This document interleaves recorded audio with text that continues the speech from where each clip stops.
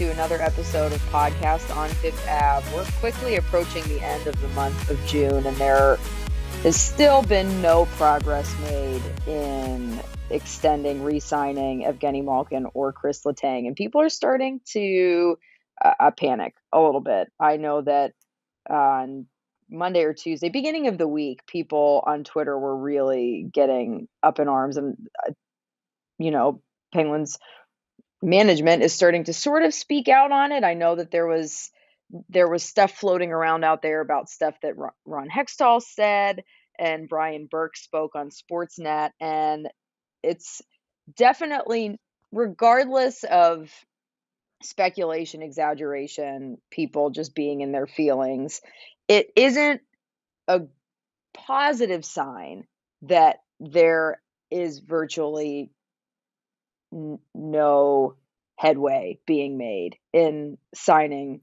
one or both of these guys. It's just looking like, what are we doing? Or is this going to happen? It might not happen. So what info do you have for us, Taylor, on where things stand with Malkin and Letang? Yeah, I mean, there's not a whole lot of information out there. Something like Hextall obviously does not like talking with the media. He doesn't like putting anything out there. Something he said on like Clean Out Day was like, I do not negotiate through the media, which means like anything is not, being said about where things are. It's not coming from him.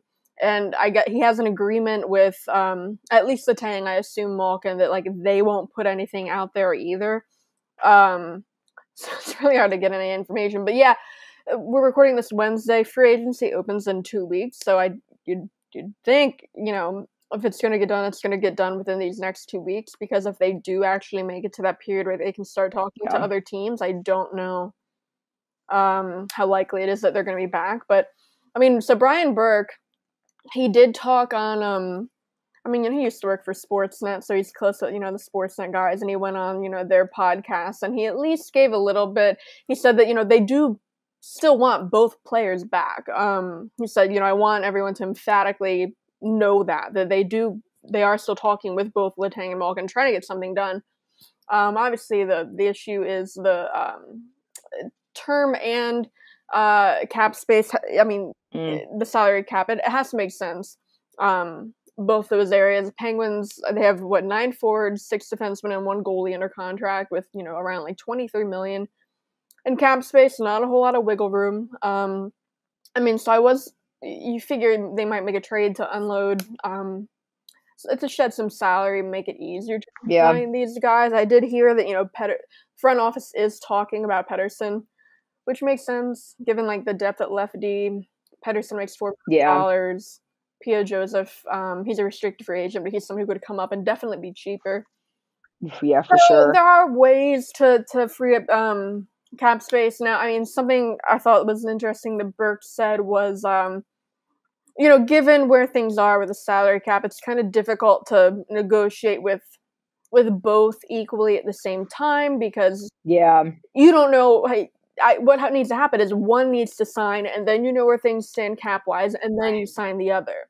And so that's what they're doing, and Letang is the guy they're talking to more so first. So they're prioritizing Kris Letang. They are still talking with Malkin's agent, but Letang is the priority, which makes sense, I think. Mm-hmm. If you look at like the available options in free agency for both like right D and centers. The right-handed defenseman market, not great. It would be hard. I think it would be harder to replace Letang than it would be to replace Malkin. So that would be my guess as why they're prioritizing Kris.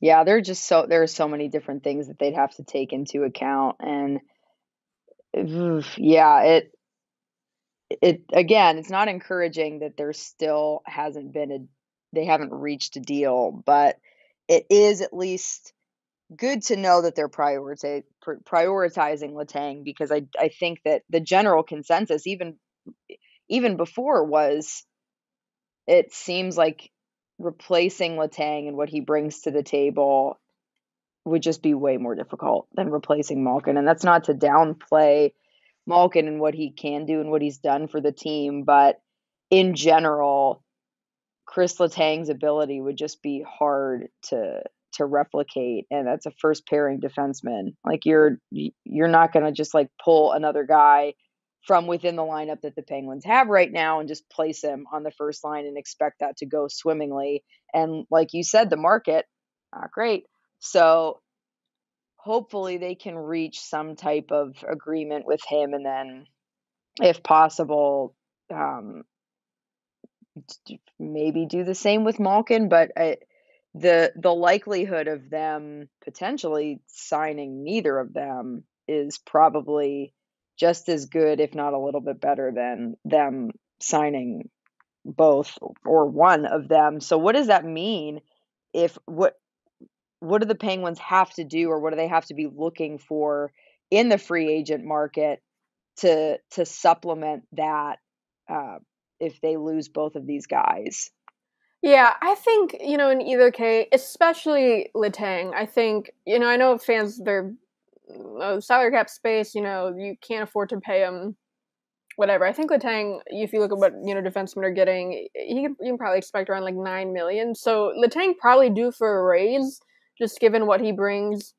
And so if you figure, $9 million is what you're working with, I don't think you're going to, if they do hit, Letang doesn't come back and they hit free agency, I don't think you're going to get someone that's as good as Letang for even cheaper. You'd be probably paying just as much for someone that's not as good. So disclaimer, I still think Letang, if anyone, they get something done with, but I mean, there are a couple of defensemen on the market, right-handed. John Klingberg and Josh Manson seem to be the closest to, like the ideal two. But I mean, there are a couple others. I mean, PK Subban, Colin Miller, Justin Schultz. Some of those would be cheaper than others. But I mean, like guys like a Klingberg or a Manson, you're going to be paying probably just as much for not. Yeah. Letang, you're probably still going to be able to get a bit of a hometown discount. Just right. Actually want to leave. I don't know. We've talked about like the Montreal thing before. Like a lot of people are saying like, oh, he might want to play for his hometown, and like his former agent is now the GM there. I think that's overblown. Montreal's not winning anytime soon. That's pretty clear. And a player doesn't always want to play for their hometown team. It can be a bad thing in some cases. I mean, more distractions. You have like family or friends there.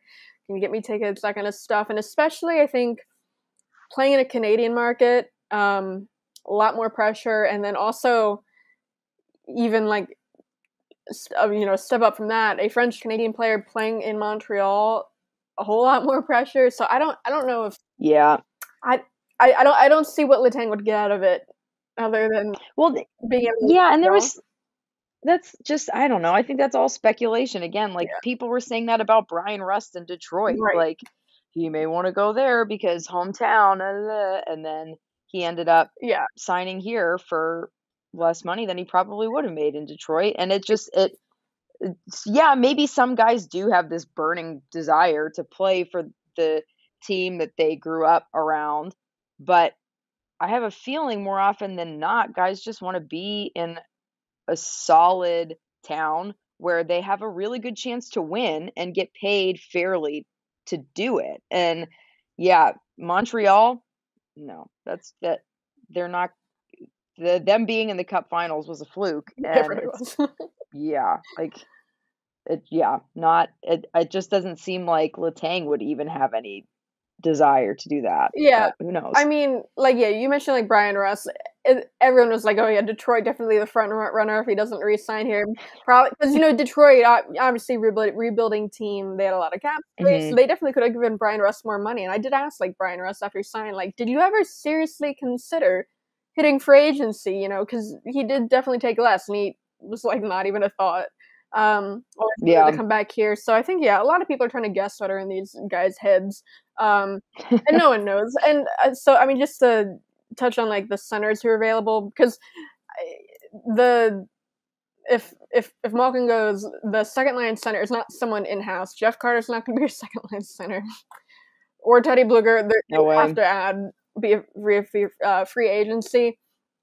Nazem Kadri, I think, this is another situation where, like, what they would be paying Malkin, they might have to pay more to get one of these guys on the Yeah. Kadri, definitely due to get paid. Vincent Trocheck, I know everyone wants him because he's from here. Again, oh my God, the hometown stuff. Everybody just like cool it a little bit. Ryan Strome, two centers who there are two like good centers who are available that probably won't sign here. Patrice Bergeron, I feel like if he comes back at all, he's going to come back. It's going to be in Boston. Yeah. I think Claude Giroux, that would be really weird. Yeah. I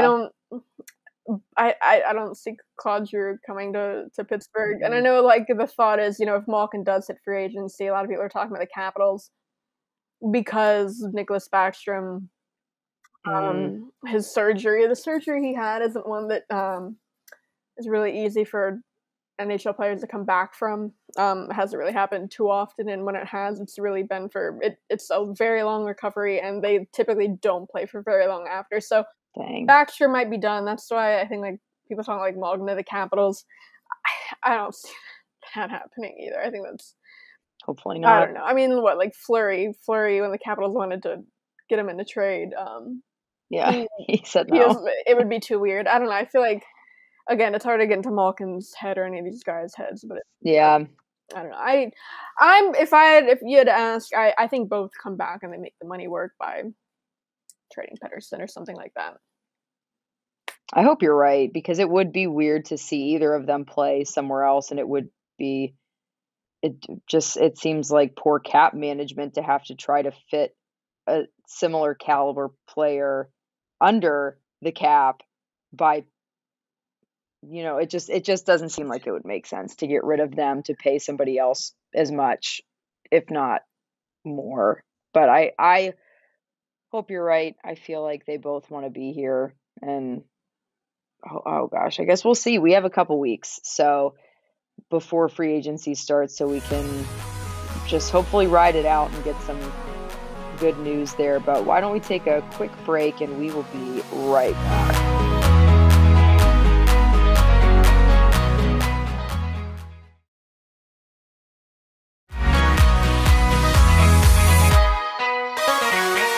We're back, and we would be remiss if we didn't at least touch on the conclusion of this season with the Colorado Avalanche defeating the Tampa Bay Lightning in 6 games in Tampa Bay to win the Stanley Cup. And I feel like we both kind of basically predicted that, right? We were pretty spot on. Yeah, I know a lot of people were betting on, Tampa to three-peat. A big part of that is just the goaltending matchup, Vasilevskiy versus Kemper. But, I think, you and I were both on the same page.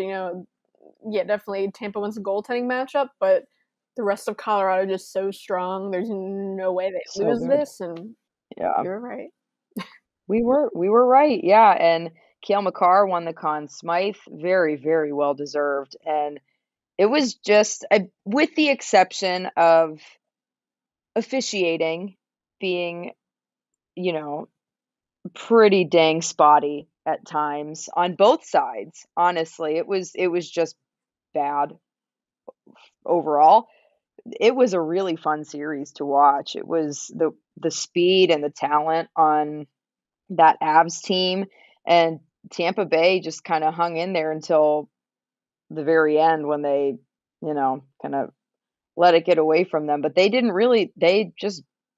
and that was what they had going for them besides Vasilevskiy, was how hard they fought to come back in each series, even if they were down. Like they didn't really give up, and that made for a super entertaining series. But in the end, they were just outmatched tremendously. And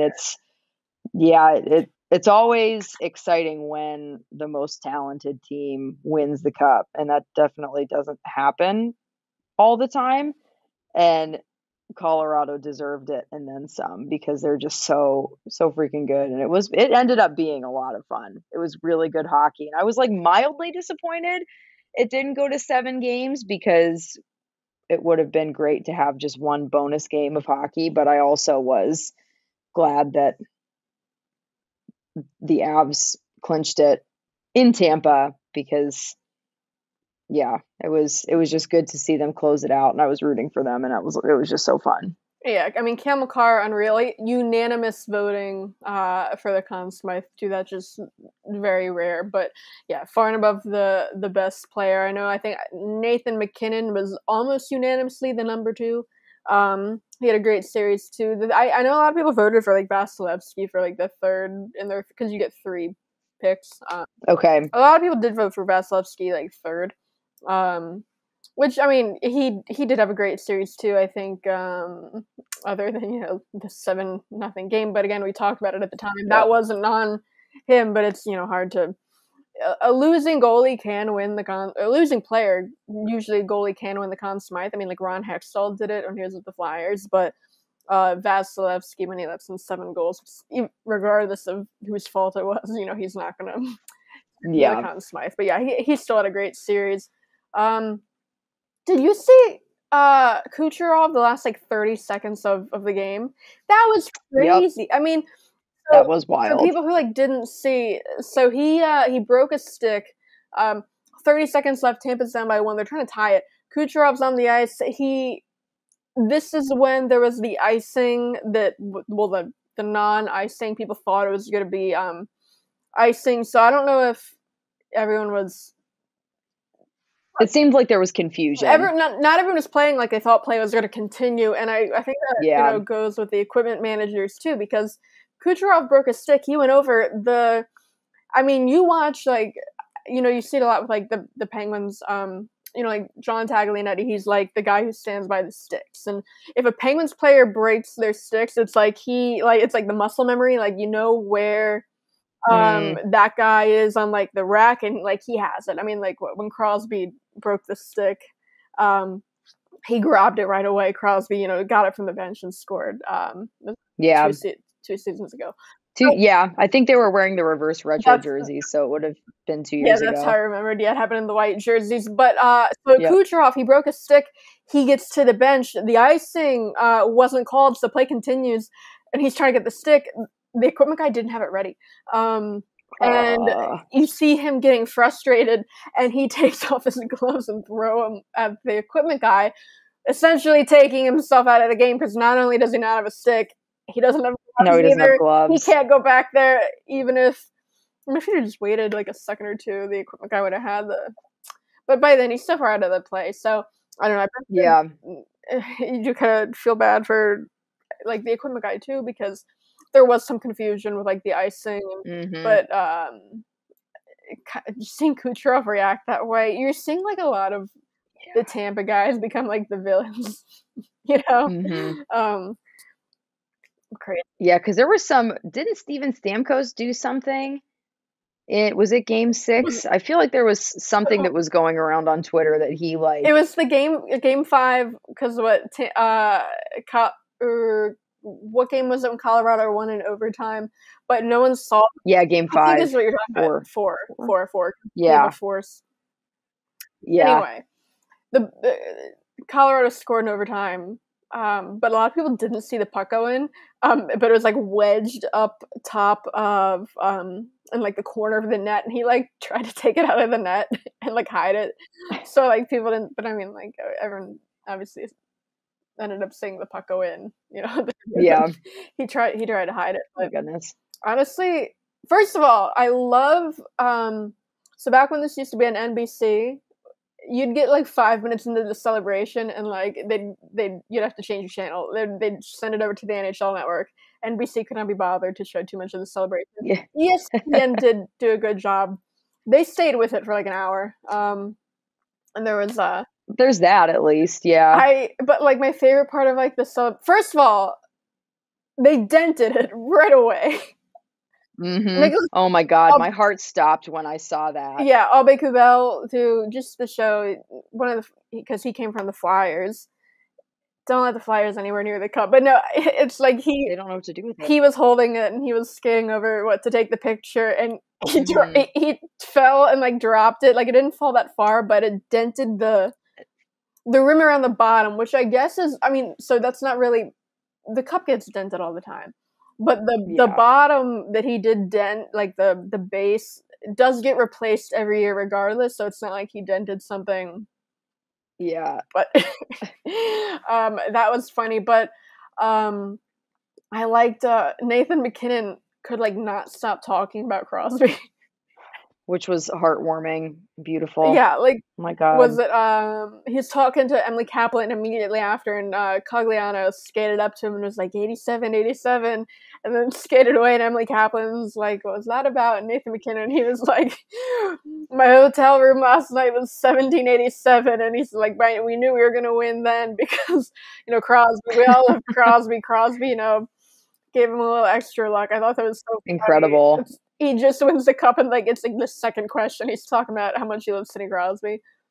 And then he went on Sportsnet like kind of right after and did an interview with them, and he just talking about like what it means to win it. And he's like, my name's going to be engraved on there along with my idol 87.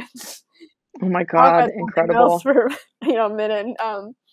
Something I thought was really funny. He said that, you know, he would go to Crosby's cup parties, and he was the drunkest guy at Crosby's. So he wants Crosby to be drunk at his. Which we'll see. Oh my God. They go hard in Cole Harbor. I guess so. Oh my God. Going nuts. And then McKinnon's dad did an interview with like NHL.com after, and he said, you know, he's looking forward to the party.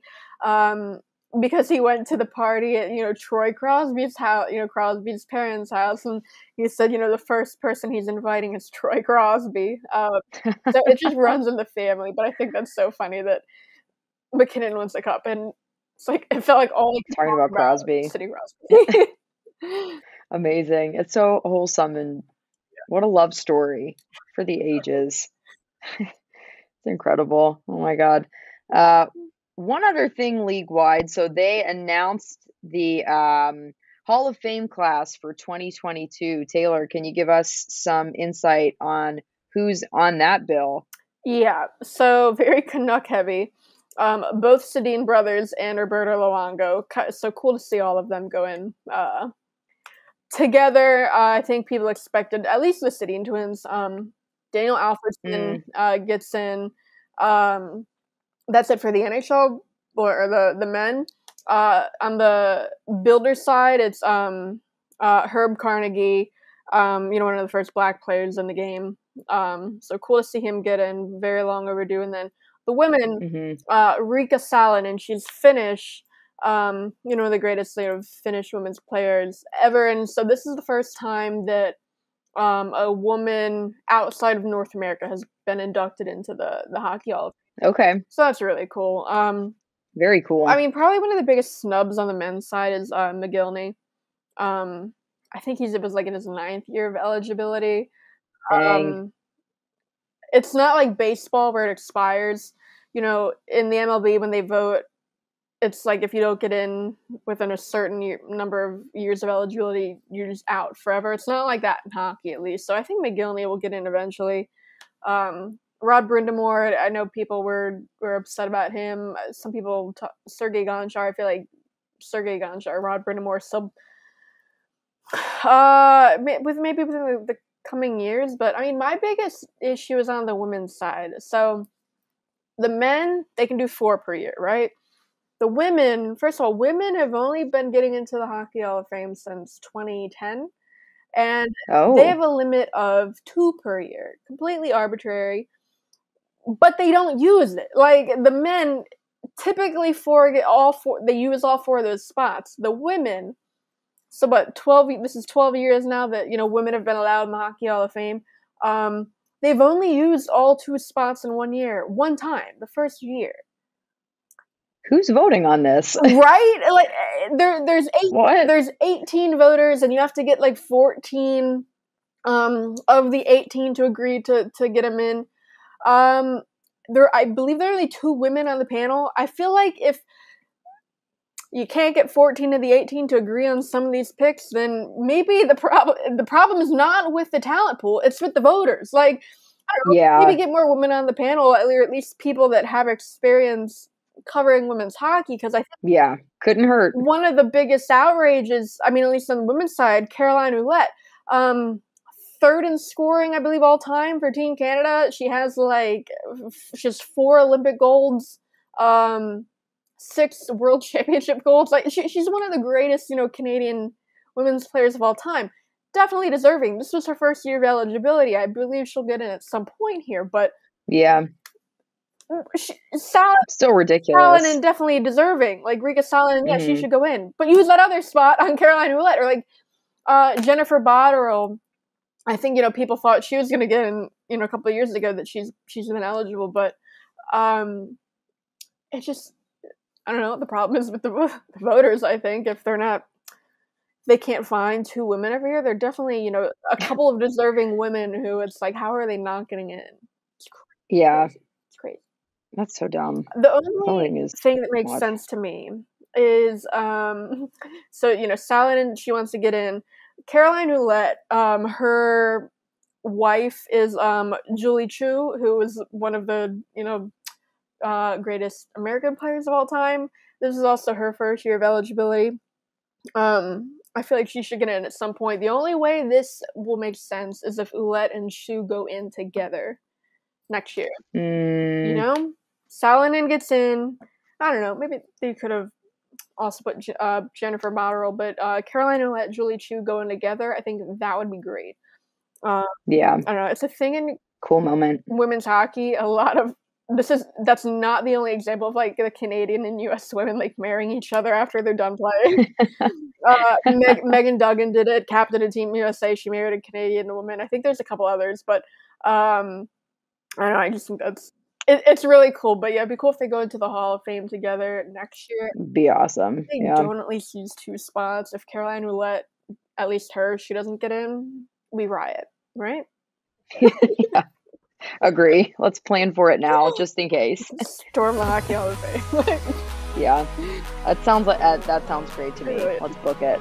Yeah, let's take one more break. We'll be right back.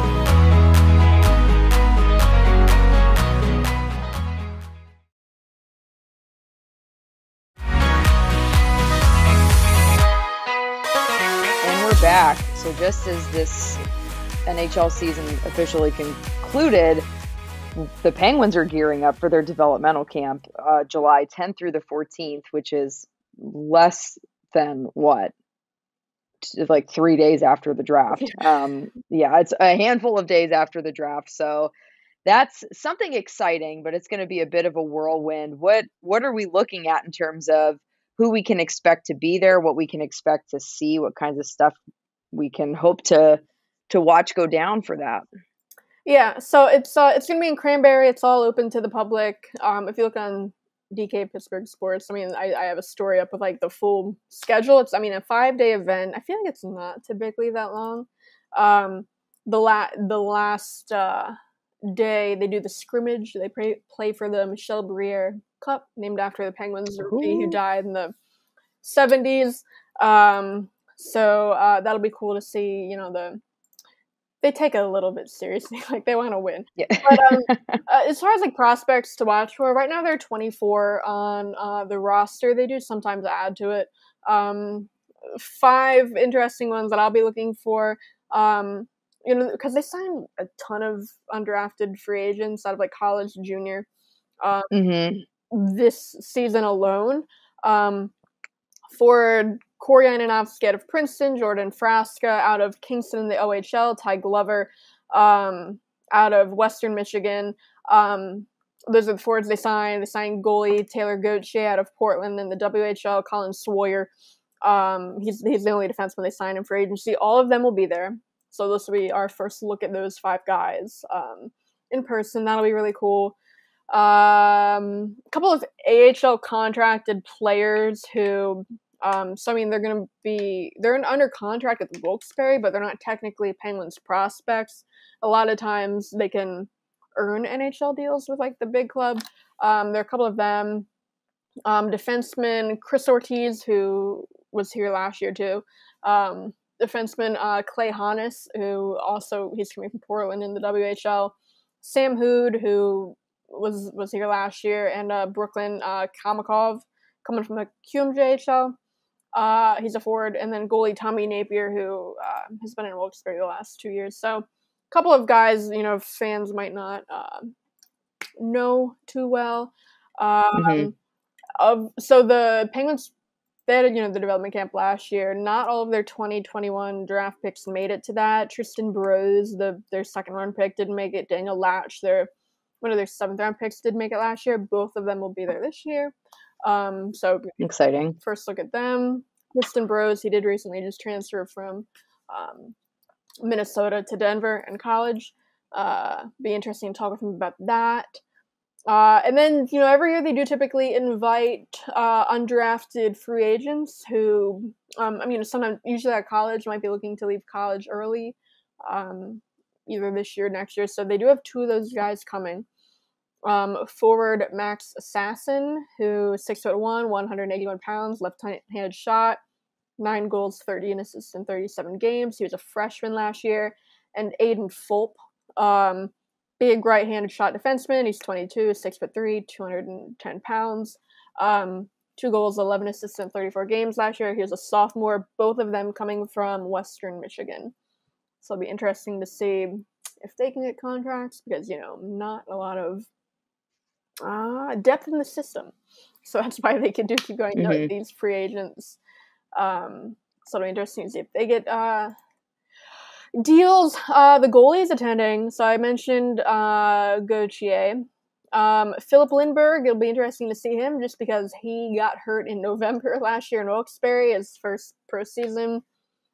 That ended the season. It was his ankle injury, Jimmy Ford told me. So he wasn't skating by the time the AHL season ended, so I don't, just because they're coming to camp doesn't mean they're 100% healthy. So hopefully he's back on the ice and we get to see him on the ice. But it's him, and then the other goalie, other than Napier, Gauthier, Lindbergh, it's Joel Blomqvist, who right now probably, arguably, their top goaltending prospect coming from Finland. He was a backup in the top Finnish league last year. He's going to take over as starter next year. He's actually, I did just talk to him in a phone interview. He's doing his mandatory military service over there in Finland. That's something that they have to do. Dang. Men in Finland, they have to complete a couple months. I don't know he's doing it until August. Where they just train to be in the military. He did tell me he was getting leave to come over. Wow. And then play in development camp. So, Joel Blomqvist, the reason I talked to Blomqvist, though, outraged, because, so, the World Juniors, they're playing them this summer. This is the second attempt at doing the World Juniors, because if you remember, it was supposed to be in December. Mm-hmm. It was not in a bubble. Surprise, surprise, they had positive COVID tests after, all those players flew over from other countries to Edmonton and Red Deer, Alberta. Shut down the tournament after a couple of days because they had so many cases. They're doing it again in Edmonton. I guess it's a bubble this time. I think they learned from last time. But so Joel Blomqvist, of the Finnish, U20 goalies, he's the best in that age group. And if you look at the season he had in Finland, unreal. And he was on the roster for the first time they tried doing this tournament. So teams now are starting to announce their camp rosters. So they're going to do the selection process all over again. So just training camp rosters, and they're going to select the rosters from that. Mm-hmm. He's not even on the camp roster this time. So he's not going to be in the World Juniors. Kind of why, right? That's what I thought. So that's weird. Because if you look at the goalies they're inviting, they're from the Finnish second league. He's clearly better than them. So I talked to him on the phone, and I was like, "Did you receive an explanation?" First of all, he didn't get one. He didn't hear about this until after the rosters already came out, and then the coaches called him after. So he didn't know this was coming. What he was told was, he said the coaches called me and explained that it was because I, in their eyes, chose the NHL over the national team. So they think he's prioritizing his NHL future over the national team. Now, why do they think this? He said, at least this is what he believes, and it makes sense, is So when his Finnish team season ended in April, kind of like right after that, he left Finland to come over and play in Wilkes-Barre. He was there for 2 weeks. That's something happens. They come over on tryout contract. Mm-hmm. Guys who weren't, you see it in juniors, college, Europe, when their seasons end there, they'll come to Wilkes-Barre, finish this season, even if they're not going to be there next year. Joel Blomqvist, he's not going to be in Wilkes-Barre next year. He's going to be a starter in Finland. So he did that. He came over 2 weeks, mostly practiced. He played 1 game. But in that time he was there, Finland, the national team, they played in like a very small European tournament, 4 teams, in the Czech Republic. So Blomqvist was not available for the tournament because he was in Wilkes-Barre, because the Penguins asked him, do you want to come over? So he did that, and he missed this tiny 4-team tournament.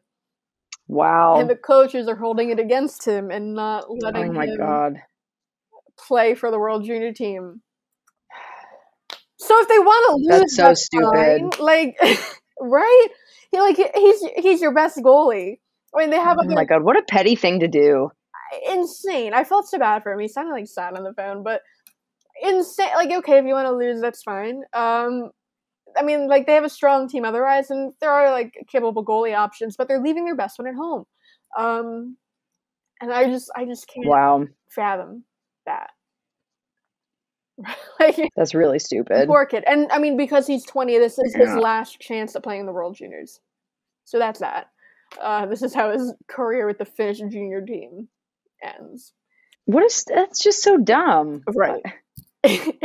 So the Penguins, it makes no sense. You look back to, the first time they tried doing this tournament, we talked about it on the show at the time. They had 3 prospects in it, which is crazy. They don't even always have 1, but they had 3 in it. Calle Clang, Joel Blomqvist, and Kirill Tankov. Joel Blomqvist getting snubbed by his Finnish team. Calle Clang, they traded in the time to Anaheim. I mean, he's going to be there, but for Sweden, but he's not a Penguins prospect. And then Kirill Tankov is Russian, and the Russians are not in the tournament anymore. The Penguins. So if you're a Penguins fan, no reason to watch the World Juniors because nobody's in it. No, I mean, Logan Cooley, local kid, going to be drafted this year from Pittsburgh. Fun. Watch for him, but no Penguins ties at all. So that stinks. That does stink. In other Finnish prospect news, Kasper Bjorkqvist, pour one out. Poor protein shake out. He signed in Finland. Kind of surprising. Yeah. I mean, he had a rough. The last 2, so this was really his first season in North America. The year before that, they kept him in Finland for the year just because of the effects COVID had on the season. The AHL season was starting late, Finnish season was starting on time. They left him in Finland to get more playing time. The year before that, he tore his ACL after 6 games in practice, so he missed the full year. Yeah. He had he really didn't have a great season in the AHL, production-wise, and he, said after the season that he wasn't really happy with his play in the AHL, but he did finally get called up to Pittsburgh. He played 6 games. He scored in his debut period. I think if he would have stuck around, he could have probably competed for a bottom 6 spot. Yeah, absolutely. There's so many spots available. I think Drew O'Connor's going to take one of them, but he probably could have competed for a spot. But yeah, signed a 2-year deal in Finland with Karpat, which is Blomqvist's team, so they're going to be together. Good for them. Okay, yeah, nice. But so that's the end of Kasper Bjorkqvist's time in Pittsburgh. I mean, so he was a restricted free agent. They could still extend him a qualifying offer, which would retain his RFA rights, but he is 24 years old. You only keep RFA rights until 27, so it's a 2-year deal in Finland. It would only be for that last year. So if he plays his 2 years in Finland, if he wants to come over to back to North America immediately, they would have his rights. But I don't know. There's no disadvantage to making that qualifying offer, but it's he's probably might be for nothing. He's probably not coming back. Bummer. Yeah. Liked him a lot. He was a really nice kid. Yeah, good player too. That's unfortunate. Yeah, and I mean, but what are you gonna do? A lot of people know he very, very physically strong. When Bill Guerin was around, he said the one time that Casper, he shattered all of their fitness testing records. They do in training camp, not just like of the prospects of like just in general. Everybody, Casper Bjorkquist is shattering these records. A lot of that is like weight stuff. I know he did recently just change his trainers, and it seemed like he is focusing less on the strength stuff, more like stuff that would benefit maybe him actually on the ice. But I don't know. He's not coming back anyway, so it really doesn't matter. R.I.P. Sucks for us. Yeah, because he was a fun dude. Gonna miss him. They're losing all their Finns. He left for Finland. Juuso Riikola, he signed in Finland. Nicholas Almari, who was a defense prospect who was around the last couple of years, he didn't come up. He signed in Finland. Everybody's going to Finland. They're just down to Lindbergh and Puustinen, and jeez. Casper Bjorkquist, he was one of the ones down there in Wilkes-Barre because Wilkes-Barre had a ton of Finns. Casper was the one that was forcing Valtteri Puustinen to speak English because he needs to learn. A lot of them would placate Puustinen and speak Finnish with him because that's what he was comfortable doing. But Casper's like, no, you need to learn English. Say it in English. But so I don't know what this means for Valtteri Puustinen's English, but hopefully someone else will step in, right? Or his English definitely did get better over the course of the season, but I don't know. Going home in Finland for this summer, if that's I don't know how much you can forget. Other developmental prospect news. So Scott Young, the director of player development for the past couple of years, he former Penguin too, won the cup with them in the '91. He took a job in Vancouver. So Patrick Alvin and Jim Rutherford just poaching, Penguins front office. Scott Young, he's their director of player personnel. So what they did was promote Tom Kostopoulos from player development coach to director of player development, which biggest no-brainer move of the summer, I think, because Tom Kostopoulos, he had 3 different stints as a player in the Penguins organization, and in the last one, his last couple of years, he was in Wilkes-Barre, and I was interviewing him as a player, and it's like it was almost like he was a development coach back then. I mean, he was still contributing at the AHL level, like he was a good player at the AHL level his last couple of years, but it was like his biggest focuses were just helping the younger guys. And I remember talking to like Teddy Bluger when Teddy Bluger was a young guy in Wilkes-Barre, and he was talking about how big Kostopoulos was for him. And then Kostopoulos, when he retired 4 years ago now, immediately got hired as a player development coach. And the players I've talked to down there, they all say the same stuff about Tom Kostopoulos. Everyone loves him down there. It's the biggest no-brainer. It's just really cool to see like the progression of his career. He's like he's one of 4 players in history to play at least 600 games at the NHL level and at least 600 at the AHL level. Oh wow! He's been everywhere. He's seen a whole lot. Oh my god! Stuff. He's a good guy to have as kind of a mentor and working with these young guys. So, very cool. Love that. Very happy for him. Just the nicest guy too. And then the other I feel like we're talking about front office moves every week, but the other one was because Andy Socher, their video coach, he got this was last week or was that 2 weeks ago, he got promoted to he's taking on an analyst position. He's gonna be kind of like the go-between between the analytics staff and the coaching GMs, like the front office. So to replace him, they just took the Penguins assistant video coach Madison Nickel and promoted him to head video coach. And we talk about Socher's record with challenging goals. Madison Nickel was part of that. It wasn't just Andy working alone.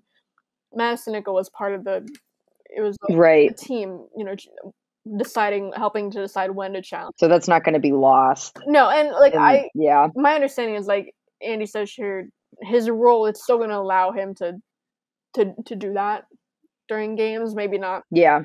As that's his main focus anymore, but he's still involved in that. So nothing that I think fans will notice too much, or that it's going to be too much of a step back over a loss. Yeah, all positive stuff. That's good. Positive. That's good. And then, yeah, one final thing, one positive note. The Penguins were nominated for ESPN's Sports Humanitarian Team of the Year award, which is pretty awesome. What does that all entail? What requirements need to be met for a team to be nominated for that? Yeah, I mean, it's hard to. So it's like an ESPN, like it goes on with the ESPYs. The other nominees, it's the Broncos in the NFL, the Miami Heat, the NBA, and the WNBA Seattle Storm. So I don't know, because there's not like an MLB team, so I don't know if they're trying to pick like the top one in each league, and I don't know. I don't know, but so they look around and see what kind of like charitable organizations, initiatives, teams that were involved in it. The Penguins, I mean, they are a very worthy nominee. I mean, you just look at like things they did this year. This isn't everything.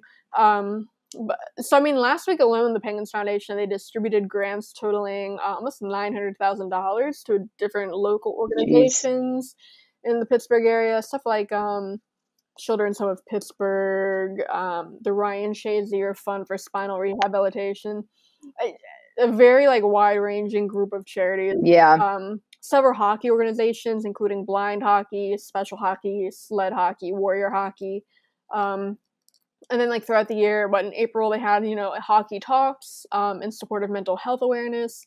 They had Pride Night and everything surrounding like Pride Night. They, benefited different organizations like Safe Haven, which they aim to provide shelter for LGBTQIA plus youth experiencing homelessness in Pittsburgh. So a very worthy cause. They also completed the Willie O'Ree Academy. That's something that was new. They completed the first season of that. That's a group where they created it. Provides unique training, social, and mentorship opportunities for Black youth hockey players across the Pittsburgh area. I know like Pio Joseph was involved in that, like Trevor Daley for that too. So players, members of the very cool, the front office, just looking to grow the game of hockey. And I mean, that's just a couple of things that they did this year. So they definitely did a lot of stuff. So that's not a fan voted award. It's not something that fans can vote on. They just decide. So it'll be interesting to see who wins that. I feel I don't know. I can't speak to their chances or anything because I don't know too much about what the other teams did. Yeah. But very cool to see them be nominated.